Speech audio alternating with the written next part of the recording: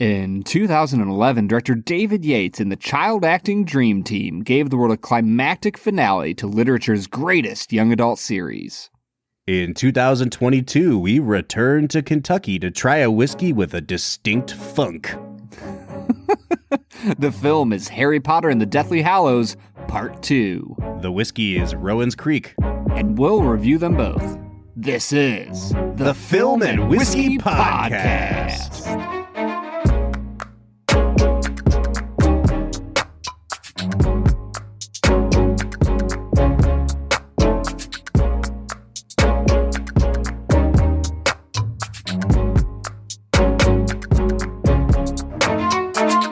Welcome to the Film and Whiskey Podcast, where each week we review a classic movie and a glass of whiskey. I'm Bob Book. I'm Brad G. And this week we are looking at, did you say 2011? 2011, Bob. Wow. I was thinking that we were going to hit the 10-year anniversary, but we missed it. We're looking at the 11-year anniversary of the 8th Harry Potter film, The Deathly Hallows Part 2. Henceforth, which will be known as Harry Potter 8. I can't say all that, Brad. Yes. It's too much. It's an assassination of the Jesse James by the coward Robert Ford. Assassination of Voldemort by the coward Neville Longbottom. Do you want to know a fun fact that I learned in researching for this movie? Oh, please. Voldemort in French means flight from death. Ooh. Or more literally, cheat of death or steal of death. Wow. Isn't that good? So, like, if we knew any French at all, it would just tip us off to everything that's going on. It's kind of like if you know German, like Darth Vader is a very easy thing to figure out. Exactly. Wow. Brad, you know where I want to start today on Harry Potter 8? Because this is it, man. We've gone through the entire series. We started this season with Harry Potter 7. We bookended it with Harry Potter 8. Is this the first time that they did the thing where they were adapting a series of books and they split it into two? Because I think this is the first time they did that. It has to be, because I remember when they did that, it was like, not an uproar, but everybody was like, why do they think they're splitting it into two? You could fit it into one. And I think it's called a kerfuffle. Yes, there was a kerfuffle. Exactly. Yeah, so I believe you are correct. This is the first time they took a book series and split the last book into two. And then everyone thought that they could do that in subsequent series. I mean, the Hunger Games movies did it. The Twilight movies did it. You could argue that this influenced the Hobbit movies to split into three. I was about to say The Hobbit. So, I mean, just serious points against this movie for starting probably the worst trend ever. Yeah, I really think that you could have made one like 3 to 3 hour and 15-minute movie out of the Deathly Hallows rather than two, like, I don't know. They're both probably around like 2:10 or so. So now, like 4 hours and 20 minutes or like actually like concise 3 hours and 15 minutes. Now, you've read the book. I've never read the book. I stopped after book 5, which is something that I think I've said on every episode. It's still wild to me, man. I wear it like a badge of honor at this point. You got to get back in there and read it, man. Like, F those books. I'm never going to read them at this point. That's like saying like F scotch. I wear it as a badge of honor. I've never tasted a sip of scotch in my life. I mean, okay. So back to my point. You've read the book. Is the division of the movies like roughly the halfway point of the book? I believe it is. Okay. I think that when do we have to say spoiler alert? No. If you've been listening to this podcast for any length of time, you know that we dive deep into spoilers, and we've already spoiled 7 Harry Potter movies. So yes. I think we might as well just continue the trend. Okay, so when he buries Dobby, feels like, at the very least, I don't remember if it's right in the middle of the book, I think it's in a good narrative beat to split the two movies in half. Okay. I'll give him credit there. And one thing that we really liked about Harry Potter 7 was that it had a different rhythm and a different vibe and feel from the rest of the films. And, you know, we kept trying to avoid using the word shaggy, but like it definitely felt more loose. It felt like the characters had room to breathe. I really got a sense that you understood the dynamic between these three friends in a way that you really never got a chance to, because there's so much plot happening in the first 6 movies. And there's a ton of plot happening in this last year of Hogwarts as well. But because of the way that they let these movies kind of air out, I think it really benefited number 7. But by the time you get to number 8, I think one thing I really noticed on this watch through, Brad, and I guess spoiling my own feelings towards this movie, is that I would say the first 35, 40, 45 minutes of this movie felt just completely aimless. Like there was no rhythm to it. It felt like it didn't have a starting point. In fact, when I was watching it, I don't even remember this happening in the theater. And so it's one of those things where I don't know if they inserted it later, but the movie starts with like, you know, last week on Harry Potter, and they do like a montage of like what we saw last time we were visiting with Voldemort. And then it starts the movie after that. It was very weird to see him stealing the Elder Wand again and them replaying the end of number 7. It didn't even feel like episodic television. It just kind of was going. And then I was like, oh, the movie's on. And I kept doing that for 40 minutes because I was so disinterested with everything that was happening. Yeah, the entire Gringotts sequence just feels awkward. I mean, I will give credit where it's due. I think that whoever played Griphook, the Goblin, Warwick Davis Warwick, my dude from Star Wars. Warwick freaking killed it when they're like talking to him about the sword and he's like asking them where they got it. I just remember taking a note. I was like, Griphook here is terrifying. Like he is dark and brooding, and I just loved everything he was doing in that scene. But other than that, the first like third of this movie is just really boring, Bob. And bad. It's like it's badly done. And you could tell where they focused their efforts and their energy and their money, frankly, because I think the first... let's talk about that Gringotts sequence. And we will get into Brad Explains and all that in a minute, but we're on a roll here, so I don't want to get us off of it. Harry tries to kill Voldemort, and stuff happens. Boom. Brad Explains. Brad explained. So they have to go down into the bowels of Gringotts Bank, and Brad, I mean, the green screening is awful when they're riding that like trolley cart, Indiana Jones style. It reminded me of when they go visit the Goblin King in The Hobbit and how bad that looked. But like it looked even worse. And, you know, the dragon doesn't look good. And then there's a part where they're trying to escape from Gringotts and they're kind of hiding behind a wall. And I don't know if it's like goblins or whoever it is. Someone's shooting spells at them. And you could kind of tell that they were filming it in reshoots because they never cut back outside to what was happening outside that room that they were hiding in. You never got a shot with the 3 kids and whoever their enemies were in the same shot. And it just kind of felt like, oh, they must have really botched this the first time around and they're trying to piece something together in reshoots. But man, I texted you at like the 45-minute mark of watching this movie and was shocked at how bad it was to that point. It really felt like we were back to David Yates of the Order of the Phoenix. Yeah. That like he just didn't really know where he was going. He didn't know how to handle the characters. It felt like he needed to hit certain story beats, but there was no real rhythm to the film. Mm-hmm.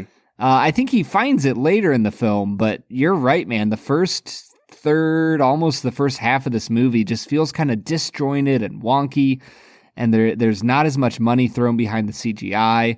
I mean, you know, there's a few beautiful shots when they're riding the dragon off into the sunset and they're in the middle of all these locks and mountains and stuff. Like, yeah, it's beautiful. But for the most part, it's a rough 30, 40 minutes to endure. Yeah, it sure is. And it feels like the kind of thing where, man, I wish that this series had just implemented the Star Wars like opening crawl. You know what I mean? Like, hey, our heroes went and got this thing from a bank, and now let's get back to Hogwarts. Because what if the opening crawl had become so pervasive that every single movie utilized it? It's like Juno. It's just an opening crawl about getting pregnant. Yep. You get dropped in halfway through. Young teen girl, Juno, finding herself raging with hormones. All right. Well, on that note, let's pivot hard out of that conversation. And Brad, let's move into Brad Explains. This is the part of the podcast where Brad breaks down the movie that he has just seen often for the first time. Brad, this is probably the latest in an episode we've ever introed Brad Explains. But I thought it's pretty late, man. It was necessary to structure our episode the same way this movie is structured, with a beginning that is meandering and aimless before finally getting into the meat of things. So you have 60 seconds on the clock. Can you break down the plot of Harry Potter 8? Harry and his friends, they gotta get a few more Horcruxes. There's like 2 or 3 more. I think the annual like debate that anyone has when they're watching this movie is like, how many Horcruxes are left? Like, well, they keep multiplying too. They're like, you got them all, but also there's one more. Like, yeah. So they destroy. They find like a cup, and they do it in Gringotts, and then they're doing good. And Bob, I can't remember the plot of this movie for the life of me. It's literally they find the last few Horcruxes. They realize that Harry is a Horcrux. They go back to Hogwarts and they mount a defense against all the bad Death Eaters. And Harry dies to Voldemort after seeing Snape cry. And then he comes back to life and kills Voldemort. Boom. The end. Is that it? It's like, there's a bad murder and then there's a good murder. And then we celebrate the good murder. Yeah. Yeah. Yeah, that's about it. All right, so let's jump back in to nitpicking this movie, because there was a very specific point in the movie at which everything started clicking for me. And I was ready to come on here and just poop all over this movie. And then it just really started working. And so I will get to a point where I start praising this movie, but we're not there yet. Because I have to talk about... Hold your horses. Yeah. I have to talk about how Voldemort starts broadcasting his thoughts into the ears of everyone inside Hogwarts. So Voldemort leads this very ill-advised ground assault on Hogwarts, which I don't understand. Everyone has brooms. Like, why are you not attacking, really attacking from all angles here? Dude, I was thinking that when McGonagall does the cool locomotum spell and all the statues come out and they're on the bridge. They put like a force field around it. Yeah, and then they're like telling Neville and the other children to blow up the back entrance, which is this big wooden bridge. Right. Like, you do realize that you've spent the last I think it's in the 3rd or the 4th movie. I think it's in the 4th movie that they establish that Death Eaters can fly around like banshees. Yes. And you're okay, so they can do that. Think of all of the inventive things in every movie. The flying car and the flu powder and the talking to people through fireplaces, and there are so many ways they could have gotten into Hogwarts. That place was not on lockdown at all. Yeah. I mean, I will say, in the books, they make it clear that you can't teleport into Hogwarts, and there's restrictions and stuff. But if you have an army standing right outside, put them on brooms. Have the giants throw them into the courtyard. I don't know, you got magic. You'll figure it out. So anyway, Voldemort is just standing outside, feeling very thwarted, and decides to make threats. And he broadcasts his mind into the minds of everyone in there. And he's like, "It's me, Voldemort." And they're like, "Oh my God." And then he says "Give up Harry Potter and I'll reward you." And then he signs off with, "You have 1 hour." And that's it. And it's so unintentionally funny. It sounds so desperate. And I think they're trying to underscore the fact that at this point, Voldemort is desperate because he understands what Harry and Ron and Hermione are doing. But it's just... every decision with Voldemort in this movie, I feel really takes away from the mythos of Voldemort. You know what I mean? He stops being a very threatening character at about the 15-minute mark of this movie. And they do their best to show he's just a very sad and desperate man. Yeah. But it also, it doesn't underscore how sad and desperate he is. It just comes across as unintentionally funny for a lot of the movie. Well, the struggle for me is he is supposed to be the most powerful wizard of all time, barring maybe Dumbledore. But Dumbledore's dead. So, I don't know. I don't know if I agree with you that he doesn't come across as menacing anymore. The 1 hour comment I didn't find funny at all. I just pictured him talking into a telephone and being like, "Give me Harry Potter," and then going to put it down and then just like putting it right back up to his ear and saying like, you have 1 hour, and then hanging up again. Like, and then it just Harry seemed like going, such an afterthought. And then Harry going, I have a very special set of skills. Right. Yeah, I don't know. I didn't perceive that in that manner. I think that Voldemort, he kind of struggles in this movie because they tie a lot of his power to the Elder Wand. And like this kind of comes back to me with, I think my big problems with this movie are not necessarily with the movie itself, although there are some struggles that Yates has as a director. I think that the source material is just really hard to turn into a movie. Mm-hmm. And I think that is the biggest struggle. And the thing is, I like the seventh book. I like every single book of the Harry Potter series. I think they work really phenomenally as young adult literature.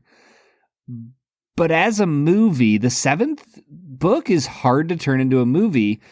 And I think that it does kind of affect the way you view Voldemort.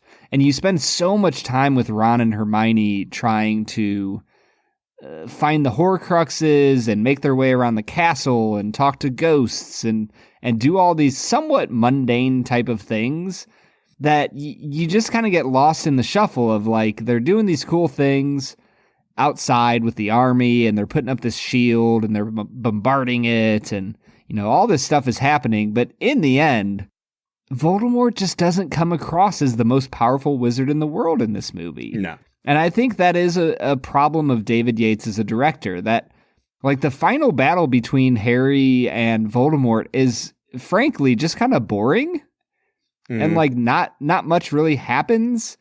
And at this point, they've relied on the wands connecting to one another with a spell like 17 times. Yeah. And it just kind of gets old. And so I don't know, man. This movie just overall doesn't do it for me very well. So to give it a compliment, I will say that as a guy who doesn't like to get really deep into lore of things like this, like especially when it's an adaptation, like if I'm reading a book, absolutely, hit me with the lore. Sounds great. In a movie, it needs to be well constructed enough that my brain isn't constantly questioning the rules. And as long as you do that, I'm on board. Like, you just have to buy into the premise that it's like the, you know, I'll call it like the Jurassic Park theory. In the movie Jurassic Park, the science makes enough sense the way that it's explained that you're like, awesome, let's go see some T-Rexes. You know what I mean? Dude, the science makes enough sense that I think there's a lot of people out there who believe that, like, if you found a mosquito encased in amber, that you could make like, I think people actually believe that. It sounds plausible, and it's plausible enough that you're just like, cool, I'm rolling with it, you know? Yeah, exactly. And in Harry Potter, especially in this one, I will say that the more that I've like gone on the Harry Potter wikis and everything else to learn more about Horcruxes, the more my eyes glaze over. Seeing it all spelled out makes it more boring. And this movie does just enough to be like, here's a little piece of information. Here's why that Horcrux isn't working. Here's the reveal that Harry is a Horcrux. And we're going to do it in just these little bits that propel the narrative forward and whet your appetite and don't leave you completely confused. And I actually really appreciated that, because I think one knock that I've seen against this movie is that it doesn't dive deep enough into the lore, or that it doesn't lay it out in a way that makes a lot of sense. But I thought that it made enough sense that what was happening on screen was still highlighted, and it wasn't just the mythology and the backdrop that was being highlighted, because I think that would have made this movie drag even more. No, I'm with you. I think that there's always opportunities to over-explain what's going on in the books for any series that's based on books. You just have a lot more pages for people to read in a book than you have minutes for someone to watch a film. Mm-hmm. And so I'm okay when they kind of concisely bring the information to a point that people need to understand what's going on. Like you said, give me the premise, and I can roll with the implications of that premise. I think that with the world of Harry Potter, it can just, for me, every once in a while get confusing because, and I think that the newer Harry Potter movies struggle from this, the Fantastic Beasts and Where to Find Them franchise. At a certain point, you have to just ask the question, what are the limits on magic? And I think in the original series, they do a pretty good job of like sticking to the world that Rowling created of like, there are rules to magic. There's like research that goes into making new spells. And, you know, you have to really study and learn and do all this stuff. And some people are more naturally powerful, but you still have to study and all that. But by the time you get to this one, at a certain point, it does just kind of feel like, are we just making magic do whatever we want now? Like, are there any rules? And Voldemort kind of epitomizes that in this. It's like he just gets angry enough that the shield barrier comes down and he's just flying around and doing stuff and he's just kind of cool and doing whatever he wants. Yeah. And I don't know. I just hit a certain point where I'm like, is it just a little bit ridiculous? And I think that a series like this is always going to like open itself up to the criticisms about having like a Deus Ex Machina, right? Like, there's something that comes in the 11th hour that they're like, oh, remember this magical pen is going to write our way to victory. And they're like, hooray. And, you know, the pen wasn't even in the plot until 3/4 of the way through the movie. And that's how worlds of magic are. And I accept it and I understand it. And so you have to take it with a little bit of a grain of salt. But I agree with you that this movie in particular, or this, you know, book in the series, it introduces so many of those. And it's like, we have to explain all of the loose ends of this prophecy. And was this prophecy true, or was this prophecy just misinterpreted? And, oh, he created another Horcrux on accident and you're that Horcrux. And so you have to die now. And then once you die, it's like, well, guess what? He was misinformed about the Elder Wand. And then you go back and there's more shit about the Elder Wand. And it's like, I don't care anymore. I want to see the final duel between these two. Yeah. But I don't want the rules of this duel and who's going to win to only be based on some weird loophole technicality. And I think that's the thing that really bothers me about it, is like, it doesn't feel like Voldemort and Harry are fighting as equals. And I don't even mean that, like, you know, to your point, like, if Voldemort is the most powerful wizard, like, he would kick Harry's ass. And we all understand that. But even if you just present like a weakened Voldemort fighting his hardest against Harry, like, that's compelling and it's good versus evil. But it's the fact that it's like, you're going to defeat him because the Elder Wand isn't loyal to him. What's the significance of that? Like, there's so much in these books that tries to be metaphorical. And I think at that point, it's like, what's the point? What's the symbol here? Is it that Voldemort is putting blind faith in things that he doesn't understand? He's just too angry and hateful to see what's going on in front of his face. But honestly, like, even as an audience member, they don't explain what the hell is going on with the Elder Wand's allegiance until way after the fact. Like, Voldemort's dead and everyone's happy and saying hooray. And then Hermione's like, hey, what was going on with that Elder Wand, by the way? What actually was going on? You know what I mean? Here, and it's like, Harry? if you need a scene to explain it that late in the movie, then just don't freaking do it. And yeah. So that's, you're right. It's one of my biggest nitpicks with the whole series. I couldn't care less about the Elder Wand. And they make it like the most important point of the plot towards the end of this film. I think that the Deathly Hallows in general just feel like such a weird addition to the series because they're not even mentioned in the books before the 7th book. Yeah. There's just nothing about them. And then all of a sudden the entire 7th book is about them trying to find them as they're finding the Horcruxes. And I just struggle with them becoming such a focal part of the series so late in the series. Yeah. And I think that it undermines like Harry's growth as a character. Like, the final battle should represent Harry reaching the pinnacle of belief in himself, right? Because where do we have Harry at the start of the whole series? He's living in a cupboard beneath the stairs in his abusive aunt and uncle's house, where he is last place in everything and unwanted and uncherished.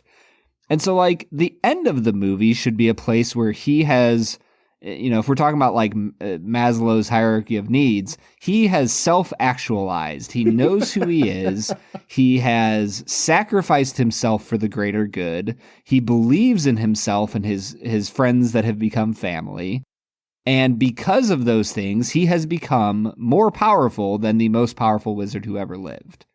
and beats him in a fair fight. And square. Yes. Yes. That would represent the pinnacle of good triumphing over evil. Well, and that's the thing about the Deathly Hallows is that there's such aids to him. Like, and it's not that they do a job, but it's that they're like these all-powerful things, and they come at the point in the story where he should need the least amount of help. Yeah. You know, in book 1, the kid is like 11 years old, and they're like, hey, man, all you get to fight this guy who has a face growing out of the back of his head is an invisibility cloak. Like, good luck. Which was a Deathly Hallow, right? But yeah. But by the time you get to the 7th book, it's like, hey, what if you had a stone that could raise you from the dead? Like, what if you were all powerful and had a resurrection stone? And it's like, well, then there's no stakes to anything. Well, but even that, though, it's not that it raised him from the dead. It's that it brought the spirits back to give him support to go die. And so, like, cool. Was it really necessary? Because you already pulled his parents' dead spirits out once in the 4th book when you had their wands connect the first time. So why don't you just, I don't know, do something like that? Like, I don't know. The Deathly Hallows just feel like such a weird device. Yes. MacGuffin, if you will. They just feel like a weird addition. And once again, I will iterate that I'm not necessarily talking about the movie. I am talking about the source material at this point. So if y'all just love that part of the source material, great. Like, that's awesome. I've just never fully understood why it's there. And see, I have always said that I'm a movie guy, and this is a movie podcast. And if you come back to me and say, like, well, if you just read the book, I shouldn't have to read the book to understand the movie. The movie is a thing that stands on its own, or should. And so I am coming at it from the point of the movie because I have not read the source material.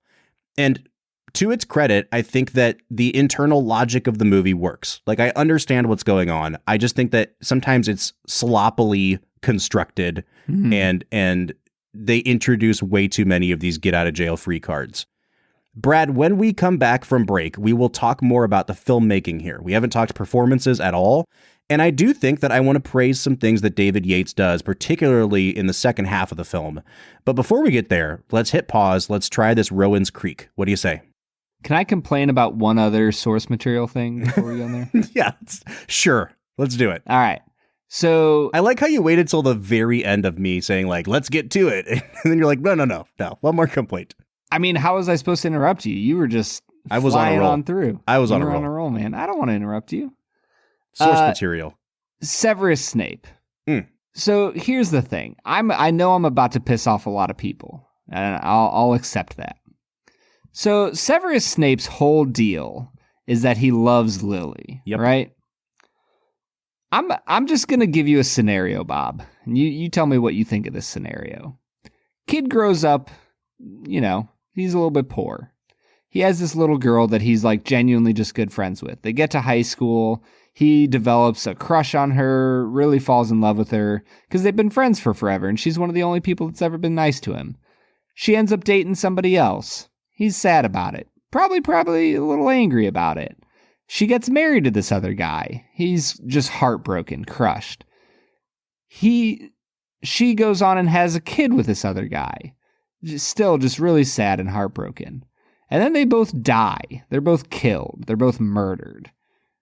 Like, at a certain point, when does it become weird to still be obsessively in love with your friend from childhood? Yeah. Like, is it when she's dating someone else? Is it when she's married to someone else? Is it when she's had kids with someone else? Right. Because at a certain point, I don't think what he is doing is loving. I think it is sad, and I think that it is harmful to himself. And to others.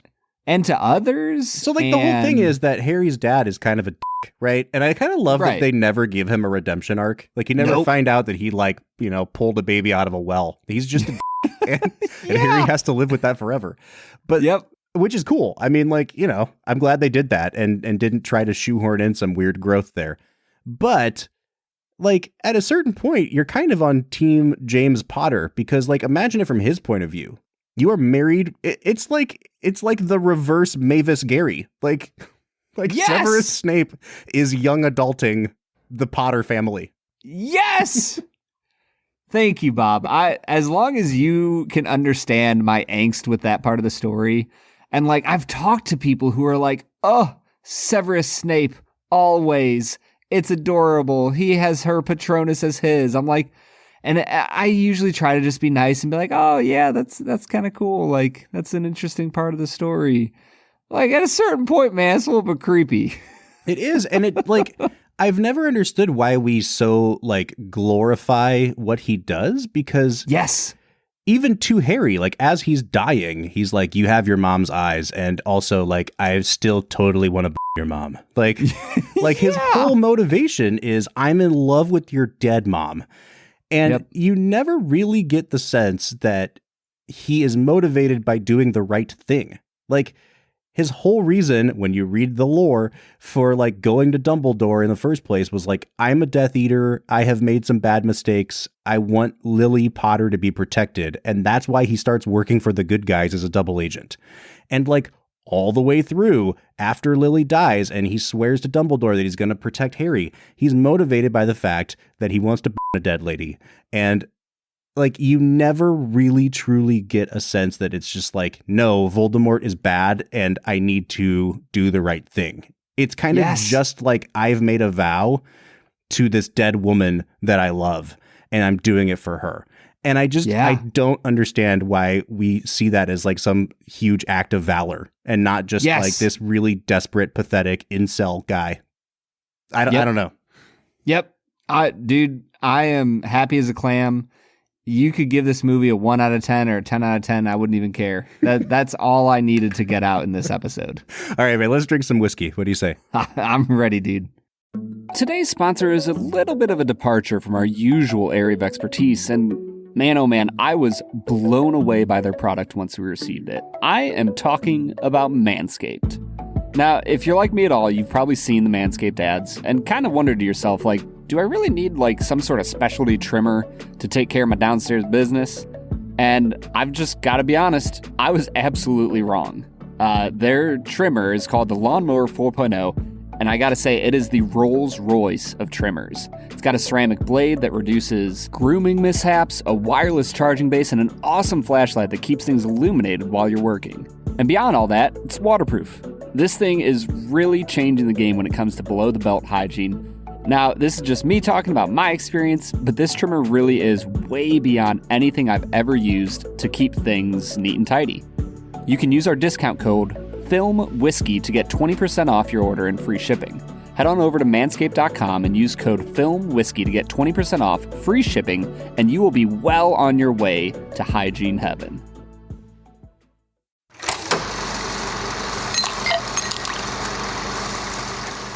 All right, so today we are checking out Rowan's Creek. Now, Brad, this might sound kind of familiar to you because it has a brother whiskey called Noah's Mill. This is produced by Willett Distillery. Originally, when this came out, it was a 12-year age-stated product. It is no longer age-stated, which means it's a blend of some whiskeys. But it's kind of known as, like, Noah's Mill Light. It's bottled at a little bit lower proof. Noah's Mill is 114 proof. This clocks in at 100.1 proof. Very, very necessary, that 0.1. Oh, you know it. But, you know, from everything I've read about it, I think I've had this maybe one time before, Brad, but I can't remember because I'm such a huge fan of Noah's Mill. I just keep buying that. So from everything I've heard, everything I've read, this is kind of like a slightly more tamed version of Noah's Mill. And Brad, like, it's been a little while since we've had Noah's Mill. I think we drank it when we did A League of Their Own and we had Bourbon and Blondes on the podcast. I believe that was it, yeah. And I'm a huge fan of it. I think everybody else was a little cooler on it than me. But this is our first return to Willett in a while. How are you feeling about it? Dude, this is the funk, man. I'm ready. This is just the funk. Man. All right, so then let's just dive in. I want to know, like, when you knows this, is there a funk on it or am I just crazy? For me, there's a little bit of a floral note that is dissonant with the rest of the nose.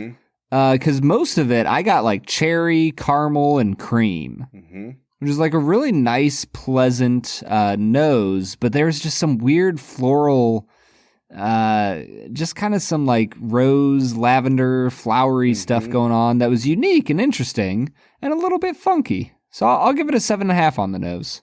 I think rose is the perfect note to describe what I get on Willett products. Like, it's dusty, there's some sawdust to it, and I think like when I pick up on that dustiness and other things, I'm immediately like, oh, Willett. But then when I go back to a Willett product, it's not so much just that it's dusty. You're right. It's this really interesting rose kind of character. That's on this in spades, man. Like, I really like this a lot. It doesn't smell incredibly sweet. And I think the floral note really kind of dominates in the glass. I'm excited to see where it goes, but it doesn't have a ton of bourbon-y character behind it. I'm going to give it an 8 out of 10 on the nose. When I get into the actual palate, I really enjoy this. That cherry comes through strong. For me, there's a nice bit of vanilla that's kind of hinted in there with it. And then there's like a little bit of a pepper, like a black pepper note that I'm really intrigued by. The floral stuff kind of disappears for me. It's not there quite as much on the palate, but it's a really nice, fun, interesting palate. I'll give it an 8 out of 10. I think I'm going to split from you here a little bit, Brad. I don't really care for this as much as Noah's Mill, and part of it is because it doesn't have a consistent sweetness throughout. Like, it really kind of tips into almost some tannic, like wine character for me on the palate. A lot of rye spice. Like, in fact, I think that the front of my palate would have mistaken this for a rye. And then as I kind of kicked it to the back of my mouth, it has a nice kind of dark red wine character. When you go to swallow, and I'll get into this on finish, it turns really bitter, and the oak is pretty prominent, but not in a way that tastes like charred. I don't know if you remember when we did Elijah Craig Toasted Barrel. We talked about the differences in flavor between a toasted barrel and a charred barrel, and this really does seem to have kind of like a, like a really youthful kind of under-seasoned wood flavor going on to it. Not a huge fan of this palate. I'm going to give it a 6.5. Yeah, the finish, I'm right there with you, Bob. It gets very oaky. It's a long finish, and there's a little bit of spice going on. To me, it's the least impressive part of the whiskey so far, but it's still decent. I'll give it a 7 out of 10. Yeah, man. The second sip I just took, it definitely was a little bit more sweet on the tip of my tongue, but it goes so tannic and so bitter on the end. It's like drinking really, really strong black tea. And I'm not a huge fan. The finish is, you're right, it's long, it's mouth-watering. And I know I said it was tannic, so you wouldn't think it was mouth-watering, but it's not one that burns too much. It's not one that just kind of saps all the moisture out of your mouth. I just don't really care for this flavor that's left behind. So I'm only going to give it a 5.5 on finish. Well, and that brings us to our balance. Honestly, Bob, for me, I think that this is a good mix of flavors that stay decently strong throughout. I'll give it a 7.5 on balance. It's pretty decent. Yeah, I'm going to give it a 6 on balance. I know it's probably unfair for me to compare this so strongly to Noah's Mill, but man, I just think that's such a better product all the way through. This one really tapered off from the nose into the palate, into the finish. I'm going to give it a 5.5 again on balance. All right, Bob, you're at the liquor store.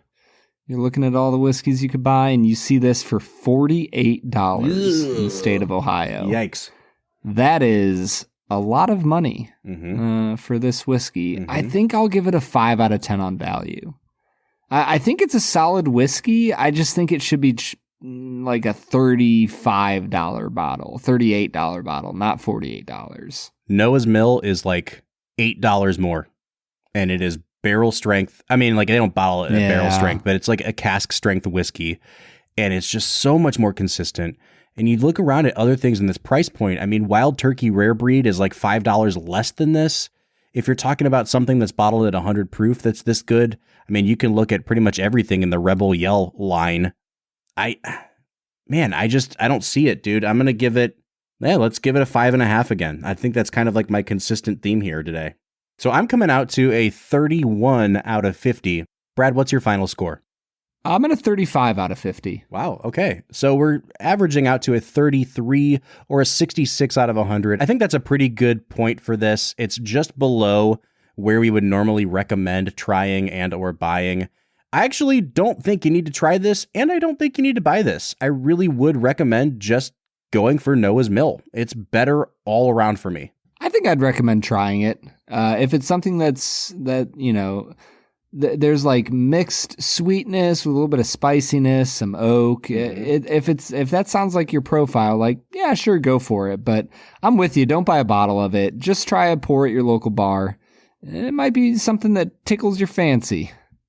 Brad, before we get back into Harry Potter, I just want to give a quick shout out because do you know who sent us this sample of Rowan's Creek? It's our friends Bourbon and Stuff. Do you remember when they sent us that box of whiskey?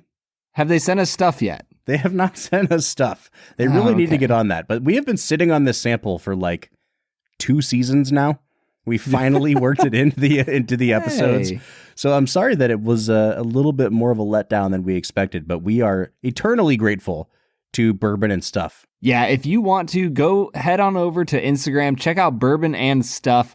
They are a phenomenal whiskey page, and we're just incredibly thankful for them. They're great people. All right, Brad, it's time to get back into talking about the movie, so let's pivot back to Harry Potter 8. What do you say? Pivot! All right, everybody, that was Rowan's Creek, a whiskey that we're a little bit cool on. And honestly, Bob, it feels like it's paired with a movie that we're a little bit cool on. Yeah, we'll see. Bob's like getting ready to give it a 9.5. We'll see.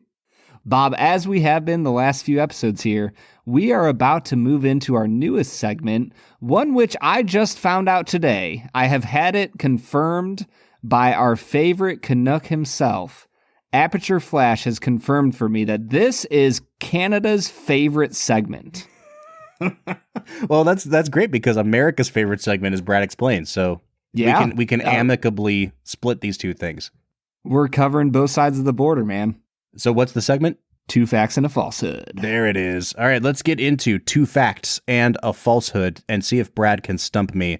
Hit me with fact number 1, Brad. Fact number 1, Harry's lightning bolt scar was applied by makeup teams approximately 5,800 times by the end of the film franchise. Daniel Radcliffe had the scar applied 2,000 times, while the rest were applied to stunt doubles and stand-ins. Fact number 2. All told, Harry wore 52 different outfits for the movies, and many of the street clothes that he wore were from his own wardrobe. Fact number 3. Daniel Radcliffe went through 160 pairs of glasses across all 8 films, and the majority did not have lenses in them to avoid a reflection on the camera. These seem incredibly trivial, so this is really, really hard because it is a trivia segment. So I know the story about Daniel Radcliffe constantly breaking his glasses and his wand. I know he went through like 40 wands. I'll say the glasses too. Who freaking knows? This is hard because I mean, it could just be any of these 3 things. I was going to say 1's the falsehood because that seems like a high number. Like 2,000 seems like a lot. But I'm going to say 2's the falsehood just because I don't know about Daniel Radcliffe's own wardrobe. So I'll say 2's the falsehood. Bob, you are 100% correct. Number 2 was the falsehood. Cool. I did it. Yeah, you did it, man. I'm so proud of myself. And I will say, the facts about his scar application and his how many glasses he went through were provided by Warner Bros. Studio of London. They did like a whole Twitter series talking about, it was like a trivia section where you could vote for which answer you thought was right. And so they did a whole thing on like just behind the scenes movie trivia. Oh, that's cool. We don't have to worry about anything being fake this episode. Verified by the studio itself. That's right. All right, Brad. So we have not talked performances. We don't really have time to talk performances, especially with a cast this large. So why don't you just single out someone you thought was really good and someone that you thought underwhelmed in this movie? I think that Daniel Radcliffe is a little underwhelming. Yeah. In this one. Yeah. I think we kind of got peak Daniel Radcliffe in, was it the 3rd or the 4th one that we liked him in? Yeah, I can't remember. It was like, it was one of those movies that we were like, oh, it's too bad because the movie was not great, but he was really good. I think it was the 4th. It was the 4th one. Yeah. because that's the one where he like, yeah, definitely the fourth one. Yeah, Daniel Radcliffe just, here's the thing. I literally can't imagine anyone else as Harry Potter. Sure. I genuinely like him as Harry Potter. But overall, I think his performances are up and down throughout the series with a few more downbeats than up. Mm-hmm.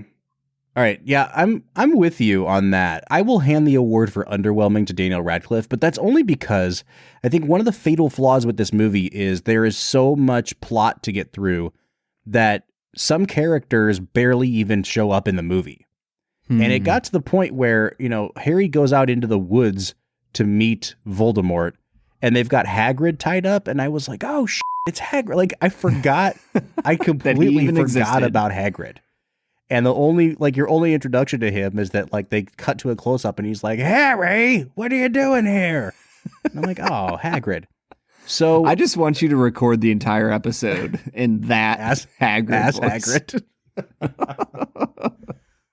Anyway, so it's kind of hard for me to give out an award for someone who really impressed me because it's still just about Harry and Voldemort and a little bit of Hermione, and that's about it.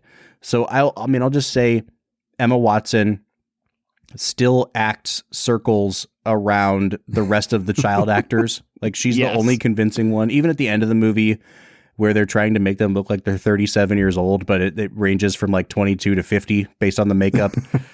Yeah. She's pretending to be sad that her fake child is going away on the Hogwarts Express, and she sells it. She's really good. Yeah, 100%. So, I'll give her that, and I'll give the underwhelming to Daniel Radcliffe. I will say, I think that every scene that they are in throughout all of the movies, the twins who play Fred and George are just spectacular.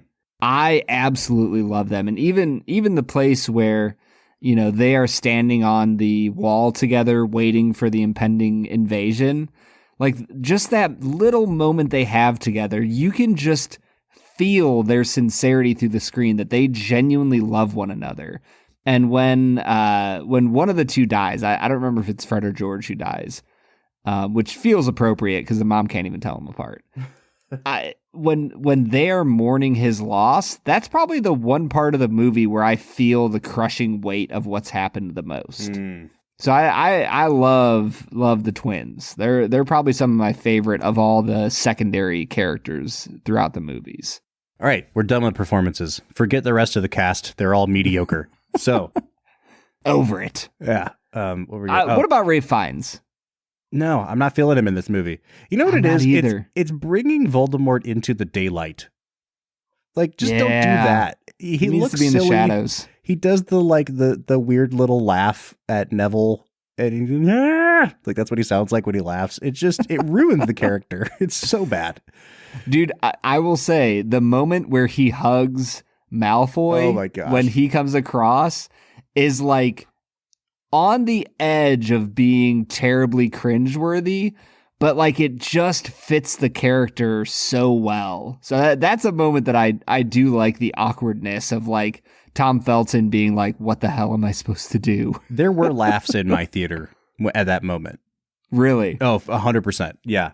And it pulls you out of the movie. I mean, Bob, have you ever laughed at a movie at a point where nobody else in the theater was laughing? Oh, frequently.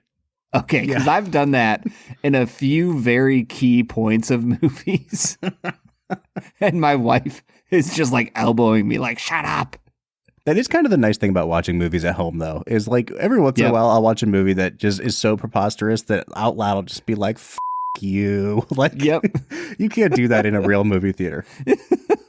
Yep. Oh, man. All right. So just quickly, I do want to say that I think David Yates really turns things around in the second half of this movie. And for me, it started with this montage of Harry kind of going back out into the battlefield, and it's done in slow motion, and the sound kind of fades, and there's a troll, and you find that Lavender Brown has died. And from that moment on, I think the editing is nearly impeccable. The filmmaking is really, really well done. And the whole sequence where Harry returns to Dumbledore's office and puts his memory into the whatever that thing is called, That whole that's the pensive. The pensive, Bob. yes. So that whole sequence of finding out Snape's backstory and the way it's edited together and the score, it is probably the best, like the most cinematic thing to happen in all 8 movies. Like it's that or something that Cuarón did in the third one. And I have to hand it to him. Like it is just so well done. And I feel like if there's any flaw to it, it's that the emotion of watching Alan Rickman find Lily dead is undercut by the fact that immediately they're like, let's get back to the plot. And then you get the voiceover of Dumbledore being like, so yeah, anyway, Harry has to die. And I'm like, I want to dwell in this a little bit longer because I feel very moved by it. And so I think, again, sometimes the necessities of the plot like are working against what Yates is trying to do as a filmmaker. So it's not always just that he's doing something poorly or that he wasn't thinking things through. I think sometimes it's just that they feel this need to go as fast as they can through the machinations of the plot to get to the end. And nowhere was that more apparent for me than when Harry comes back from the dead and reveals himself, and Dumbledore and him somehow get close enough to like hug and fall off a bridge, and Harry's trying to. Did I say Dumbledore? Oh, Voldemort. The same thing. Yeah, basically. And Harry's trying to say like, hey, I don't think you understand that the Elder Wand is not allegiant to you.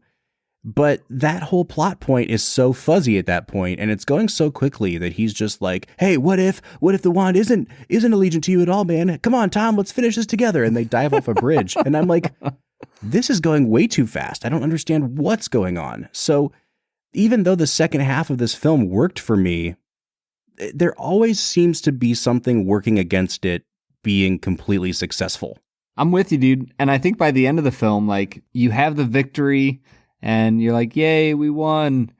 And then like the final scene with, and I'm not talking about the 20 years later scene. Like the final scene is Ron and Hermione and Harry, and they don't even really enjoy the victory. They just kind of talk about plot some more and look at each other, and then Harry snaps the wand. And like, even in that moment, Ron is like, that's a powerful wand. We can use it. And you're like, that's literally like, did you learn anything? You have learned nothing. Yeah. Like, it's just the dumbest thing.